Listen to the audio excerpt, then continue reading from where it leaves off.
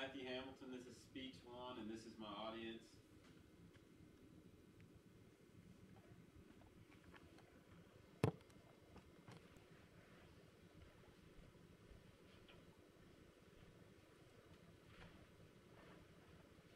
So every year, March 17th, we all go out and put on our green and go out with our friends and drink green beer. But does anyone know what St. Patrick's Day is? Who was he? What did he do, or why do we do the traditions that we celebrate every year?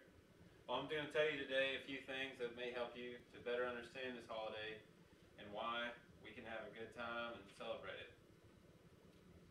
St. Patrick was born in Roman Britain. He was a very wealthy family. His father was a deacon and his grandfather was a priest at the Christian church. However, around 16 he was kidnapped and taken to Ireland to be enslaved for around the next 4 years. There would be a sheep herder, and then one day he would have a vision. This vision would tell him to go to the west coast where there would be a ship that would take him back to Britain. And it's just a vision, but he said it was a vision from God, and he believed it, and he followed it, and there was a ship of sailors that took him back to Britain, where he would begin his studies to become a priest that would take him to do what he did for Ireland, for what we know him for today. So he returned and he quickly joined the church and began his studies. And there, where he was studying to become a priest and he was becoming a deacon, he had another dream that from what he said was from God again. He said it was from the Irish people, and they were standing there, and he was on top of a mountain and said, "We beg you, holy youth, to come and walk among us once more."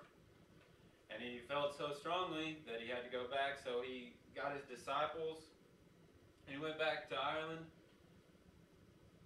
and he Christianized all of Ireland.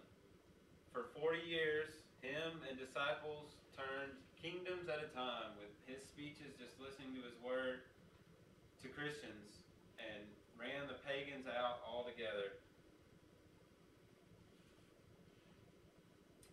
He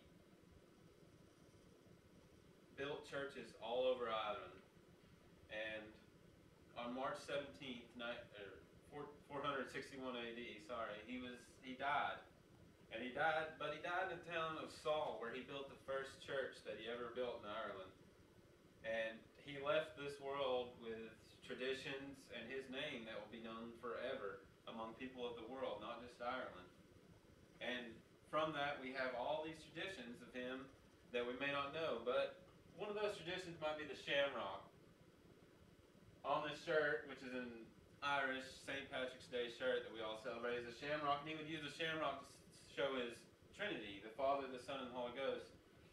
And then the color green, which is an Irish good luck charm, which would represent we would go out and have fun and celebrate with the green beers and whatnot. Another thing would be the snakes. People tell the story of St. Patrick's Day and his snakes and what he did. They say he ran all the snakes out of Ireland, but it's an island, so scientists would say that it can't have snakes because they can't swim to Ireland. But what this idea represents is that pagans were idealized by snakes. And when he came to Ireland, he ran all the pagans out, and they have never been shown again, and there's never been a snake in Ireland, so they go hand in hand, and that's what that kind of shows. Another thing is the green and gold. Like I talked about the green earlier, but the gold is for luck, and the green that some say represents the shamrock, which he used for the Trinity. But the main thing to remember from this is that he didn't just come to have fun. He came to show